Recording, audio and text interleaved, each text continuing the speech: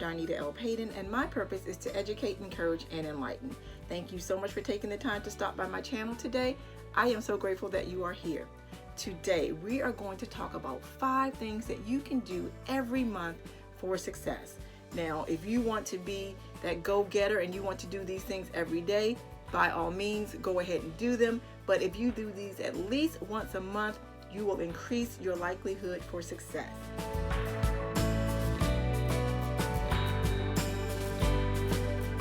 I always put prayer first because I don't want to do this alone, and that helps me to focus on the things that are really important, and then it helps me to also reevaluate.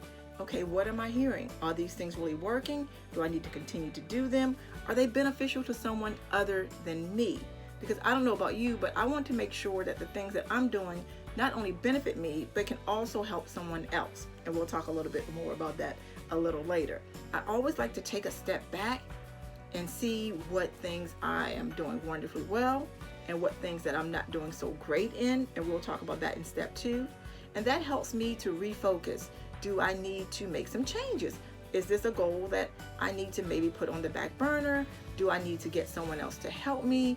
Do I have all the proper tools to achieve this goal? Now, I don't know if you're like me. When I make a goal, I like to break it down into manageable chunks. That's why I'm encouraging you to do this monthly, because that way you don't become overwhelmed by trying to achieve this goal. If you do this at least once a month, you've built in success at least 12 times. And I sort of like that. You're seeing this, that means it's March 1st. And as humans, we love first, the first of the month, the first of the year. I'll do that on the 1st. I'll do that at the beginning of the week. I'll do that at the beginning of the month. So that's why I wanted to make sure that I scheduled this for today.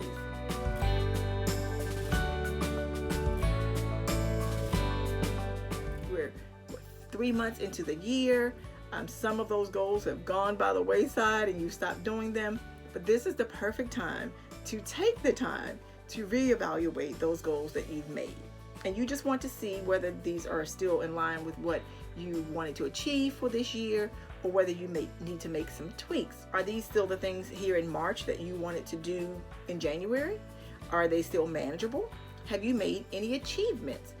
What roadblocks have you encountered? So take the time and see where you are in relationship to your goals.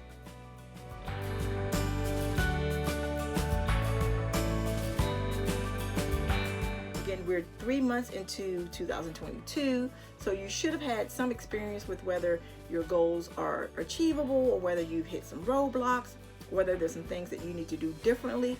Now, let me be very clear. I know that it's easy to discount things when we fail or when we don't hit the mark, but I want to encourage you to take the opportunity to learn from those failures. I trust that my failures would simply tell me, hey, maybe you don't need to do it that way. Hey, maybe you need to try and do it a different way. Maybe that's something that it's not time for you to do right now. Maybe I need to bring someone on to help me. Or maybe even possibly that's a goal that I need to let go of until it's a more opportune time. So you want to take the time to review your successes. What did you do wonderfully well? I want you to do more of that. What didn't you do as wonderfully well? Maybe you do less of that, or you just change the way that you did it so that you can get towards that success. Again, don't discount failure. It absolutely positively teaches you what not to do the next time.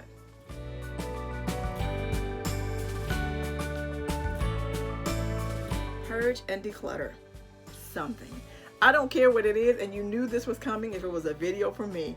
We tend to do better, to feel better, to achieve our goals, to be more successful when we are surrounded with less. So I don't care what it is that you want to purge or what it is that you want to declutter. It could be some pens. My desk is right here in front of me, so I'm thinking I can see those. It could be your hall closet. It could be your storage room. It could be your thoughts. It could be your emotions. You want to pick something and let go of it. And be brutal in this. Do you really need everything that you have? Are there some things that you can let go and maybe bless someone else by donating them? Again, I don't care what it is. I just want you to get into the habit of purging and decluttering so that you can feel that lightness that comes from not having so much stuff or so many thoughts or so much going on. at one time. So if maybe you need to declutter some relationships, maybe you need to purge some relationships, maybe you need to reevaluate whether those people need to be in your space at this time. Again, maybe you're going through your closet to see, well, it's March and I haven't worn it since last March. Maybe I'm going to let that go and donate that to someone else. Or maybe you're even going to purge or declutter your goals. Maybe you made so many that it's not feasible that you're going to achieve them all. Now, I'm not telling you that you can't, but I'm saying I want you to be realistic as you go through. So again, purge or declutter something. Now, I am not a minimalist, only in my head, but I do like the concept of living life with less. And I truly do believe that less can be more, so that you're not overwhelmed by your surroundings, or again, your thoughts or your emotions or your behaviors or your stuff. So definitely declutter it, purge, let it go.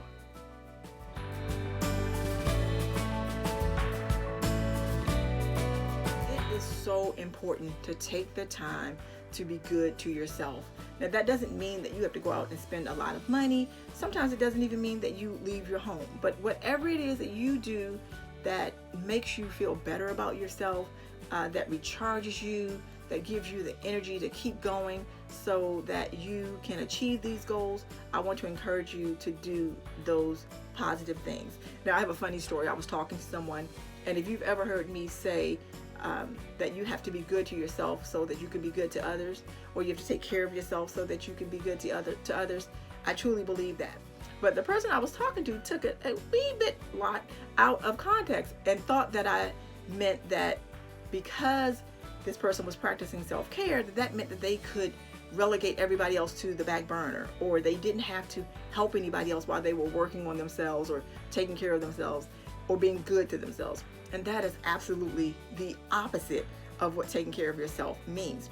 What I mean is you take such good care of yourself. You manage your stress, you eat well, you get the proper sleep, you manage your finances, you have great relationships so that you can be that person that can give to others.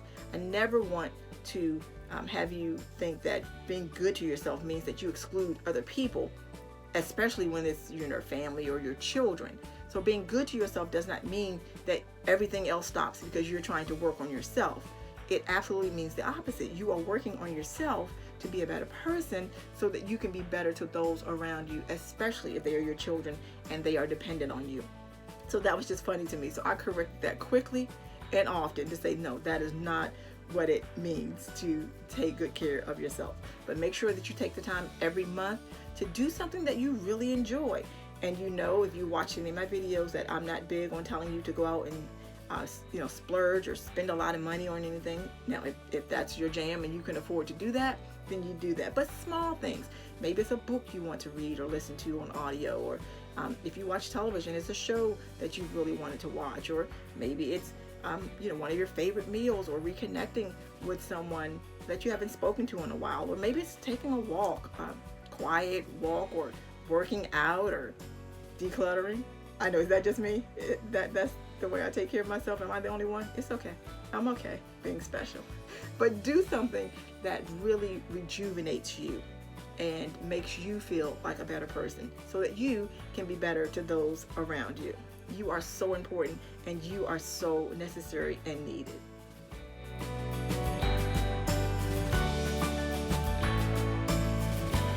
Practice gratitude.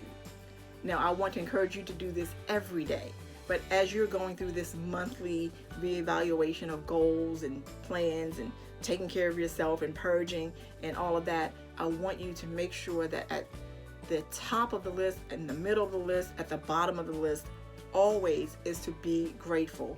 And I think when people hear someone saying be grateful, that they think it has to be something grand. That's great if it is, but it can be something small. For example, if you watch anything that I've ever recorded, you know that I love rain and snow and cold weather and water. So it could be simple things. You can be grateful that you have fresh, clean water, because not everyone does. You can be grateful that it rained that day. Or if you like sunshine, you can be grateful that it's a sunny day. And just to be clear, I really love sunshine. I just really love rain too. Here's a note. Think about it. Even when it's raining, the sun is still shining. We just can't see it. So it doesn't have to be anything grand. It can be something small. Sometimes I just walk around my house and I look and I literally say, you know, I'm grateful. I am so thankful, God, for walls and doors and floors and my clothes and my family, not necessarily in that order, for the meal that I'm about to receive, or for the conversation that I just had, or that someone thought about me and sent me a text. And I'm grateful for that. I'm grateful that I woke up that morning and that I can breathe unassisted and that I can walk up the stairs without assistance. So it doesn't have to be grand.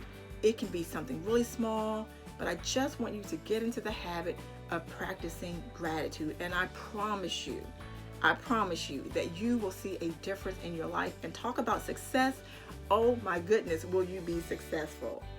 So there you have it. 5 things that you can do on a monthly or daily basis to build in success. I hope that this video has been beneficial to you. I hope that it's blessed you. I hope that I gave you some practical tips that you can use to affect the greatness that you're going to do. I am so excited, and I would love to hear about your successes. And if there's some that I missed that you think that I should talk about, please share in the comments and let all of us know, so that we can work together to be better people and thus be better to those around us. Thank you so much for taking the time to stop by my channel. I want to let you know that you are so awesome, and I am so grateful that you are here. Take care. God bless. Bye.